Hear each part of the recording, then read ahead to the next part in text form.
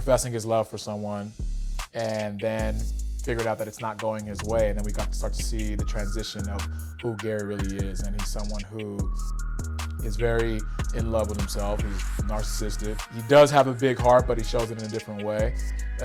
He's also going to go after what he wants, and he's going to get it by any means necessary, which doesn't, for someone that's successful and has a lot of connections around town, he's going to do whatever it takes, and that doesn't necessarily mean it's going to be good. It's definitely a lot of bad.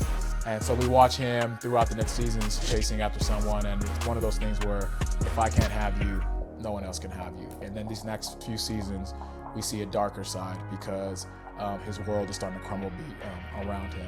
And we're getting to watch Gary really fight for the love of his life, trying to push back his past that's starting to creep up, and then also his current world that's crumbling around him. He's trying to piece everything together, so you're just watching him trying to basically put out different fires all around his world. And that makes for a very dangerous character because he's unpredictable and you don't know what he's going to do. It's a lot of fun to play. It's a lot of fun to create a character that is wildly unpredictable, but if you watch him, he's very focused about what he's going after. So he's not going to lose, and that makes for good TV because he's not going anywhere. I feel like Sabrina in season 1 was definitely more reserved, I would say. Season 1, she was definitely more reserved, more shy, more confused even. That would be, I think, one of the major adjectives for her. But everyone goes through a state of confusion, right? And then so we saw Sabrina do that, and then we saw her in an exploratory phase with Calvin, trying something completely out of her comfort zone, which I suggest everyone do. And then there were a lot of mental, emotional challenges that played on Sabrina's peace, because she's known as the more peaceful person in the group. And by season 5, she's in jail for doing something she didn't do and being accused of a crime she didn't commit. So again, more chaos ensued, more frustration ensued, while at the same time trying to maintain her relationships with her sister circle and be continually that soft spot for these ladies, and still trying to find herself, protect herself, and thrive with her dreams. So there was a lot of that. But after the jail situation, and we're getting and trucking back into season 6 when her relationship with Calvin has now ended and she is on her way to fighting back for her job, we see a re-strengthening and a re-emerging of a new version of Sabrina. And that's why in season 6, she starts making the decisions she makes that leads her into season 7, thinking about having a baby. Because when you choose to become a mother, there's a switch in a woman. There's something there that ignites within her. So I have really seen her go from a person who questions everything, and now till season 8, because I can't tell y'all everything that happened, but she doesn't question herself anymore.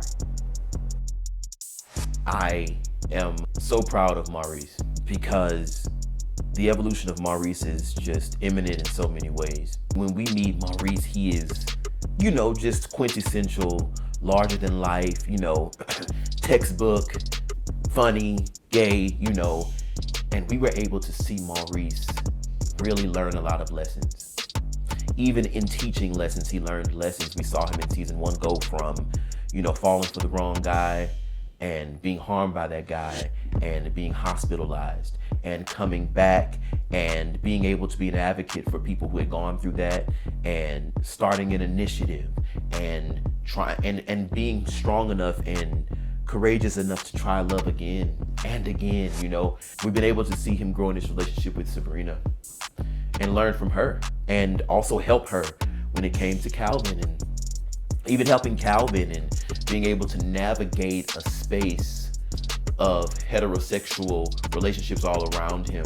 And I wish that there was another gay storyline, and maybe we'll get one, soon, but I think that it is important to see how Tyler Perry has evolved a character that is gay, that is Black, and that lives in a world full of straight people and navigates the world and can give advice to them and is accepted by them. I think that's beautiful. So the way that I would say that Aaron has evolved from the very beginning, he started off really kind of hard-nosed and pressed and more militant in his maneuvering. And I think he's gone on a really important journey of emotional processing, you know, from his ex-wife when she committed suicide. That really rocked him. I think his assertiveness kind of took a hit, and then he was struggling to kind of process a lot of things emotionally. And through this journey, especially on the road with Karen, I feel like he really tapped into something that was near and dear to him, and the feelings he had for Karen were real. I think it was something different than what he had in his previous marriage and his experience, and he really wanted to make something of it, but it was an interesting journey and road.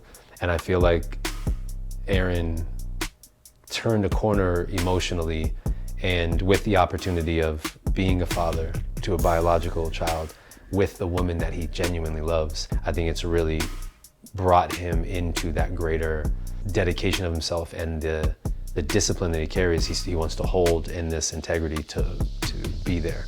Danny's evolution from season 1 to now, she is definitely more self-aware.